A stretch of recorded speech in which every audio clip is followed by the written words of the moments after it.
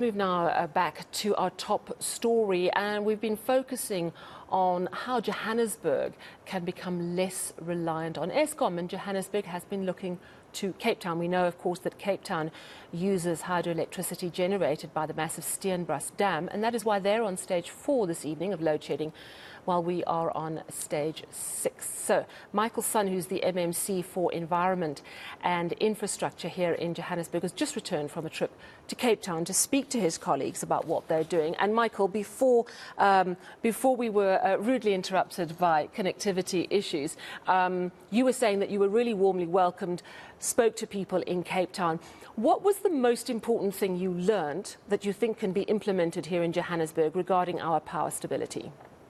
Thank you very much, Sally, and I do apologize for the technical glitch. I think the one biggest lesson we've learned is that Cape Town and Johannesburg have, major geographical differences. They are all these different legacy problems that some are good, some are actually not in our favor. But I think one thing we have learned to roll back is that the way that we're going to move forward, of course, the Western Cape government has done a lot. The city of Cape Town, they're very progressive.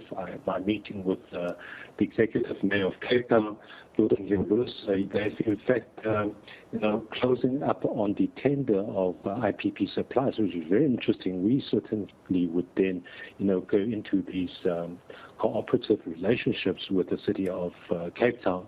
I'll be briefing our mayor, Dr. Palazzi, on the way forward, but certainly everything looks good. There is light at the end of the tunnel. We certainly want to move at a double pace to bring up to speed as to where Cape Town has been, but learning from what they had to go through and the policy, the framework, the guidelines, the Western Cape government has prepared for their municipalities is certainly very, very encouraging.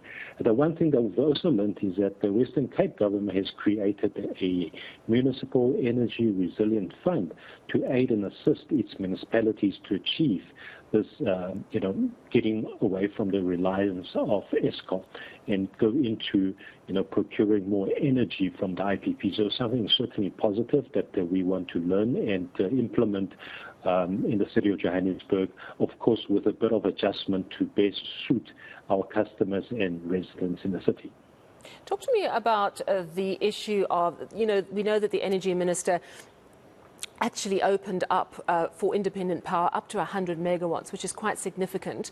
Obviously, it's not near what power Johannesburg uses, but it would be significant, and you could have a number of those independent power providers, that's my understanding, at any stage.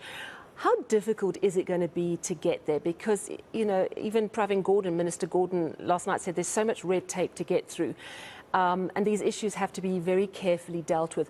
What is getting in the way of independent power providers helping Johannesburg yesterday? What are the problems? So you're quite right, Ellie. There is the demand. The demand is huge, and it's just not in terms of Johannesburg, but across the country. And the supply is there in the commercial sectors. I mean, going, as small as some of the domestic power producers to the commercial power producers. But just because of so much red tape and hoops that we have to jump through, not just in terms of suppliers, but also as local government.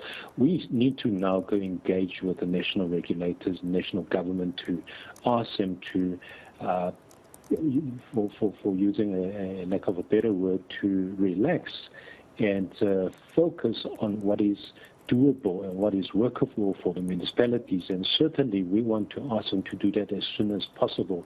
In fact, like yesterday already, because we can't wait to say to our residents and customers that there's no overnight solution, but yet you're going to be spending many nights with the stage 6 load shedding. So we need to go up there, ensure that we not only get our private sectors ready to supply the city of Johannesburg with the electricity and energy, but at the same time we approach our provincial national government to say that you really need to come on board so our residents and customers don't have to go through this for unnecessarily long time. So you've got to speak to the private sector and say, get yourselves ready, but you also have to look at the regulations and deal with a mountain of paperwork. Talk to me about the type of power that you're going to be drawing on. Ted Blom saying earlier, wind and solar are not going to cut it in the middle of winter. So when you talk independent power, are you talking, just give me some examples where that power will come from. So, of course, we want to green our energy. Wind, solar, it's still probably the number one choices. Then again, there are other new technologies out there. We're hearing nitrogen. I recently read an article that is quite encouraging, shared by our City Power chairperson, Douglas Gibson, to me, that, we need to look at those different kind of alternatives. But the other alternative we need to look at is also battery storage. We need to store electricity, and somehow when there's load shedding, we not only are dependent on one source, but we have multiple sources of supply, and energy storage is one very important part that we will be looking at. So certainly out of our own mixed energy strategy and this IPP procurement, it will be a multifaceted solution that we want to bring to the table, and we really want to go out and engage with our public sector and the private sector to say that the City of Joburg can certainly do it, and we want to lead the province of Gauteng, and of course with the assistance of the Gauteng provincial government to ensure that not just the City of Johannesburg, but all the municipalities benefit. Yeah, you've got to do a lot of negotiating. Of course, you don't have as much power as the city of Cape Town has over the city. So I want to ask you realistically your timeframes, and if you could be brief, I've got to move on, but I do want to know how soon Joburg residents could perhaps experience an easier level of load shedding thanks to your interventions. So we've done this timetable for ourselves. Within 3 months, we need to come out with tangible strategic documents. I think within 6 months, we really want to go out with requests for proposals, requests for information and expression of interest.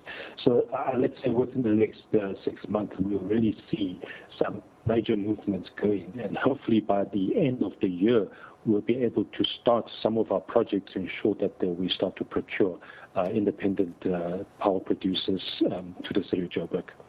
That is very encouraging news. By the end of the year, we may see some of those independent power producers coming online. We look forward to getting updates from you. Thank you very much. That's MMC for Infrastructure here in Johannesburg, Michael Sun. Let's now move